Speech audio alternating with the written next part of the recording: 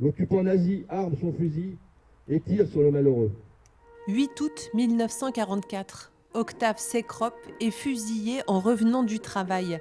Il avait 38 ans, il était père de 4 enfants.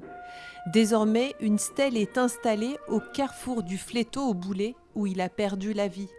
Parmi les personnes présentes à la cérémonie, des membres de sa famille, dont Jeannette, la benjamine de ses enfants.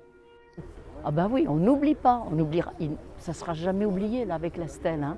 C'est beaucoup d'émotions, énormément d'émotions. Et puis bon, moi malheureusement je ne l'ai pas connu mon papa, parce que j'avais 1 an et demi. Devant les familles, les élus et les associations d'anciens combattants trônent désormais cette stèle, la première à la mémoire des martyrs du Castelrenaudet et de la Touraine, un hommage à l'initiative d'un des petits-fils d'Octave Sekrop.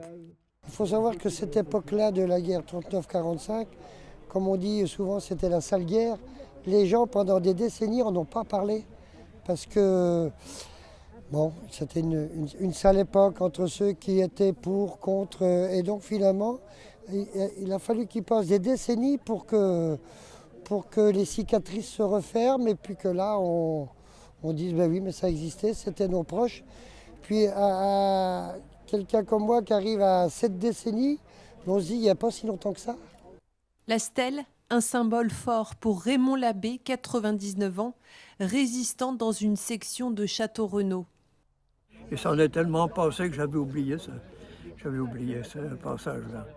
Oui, c'était une triste histoire, l'époque. C'est touchant, c'est touchant.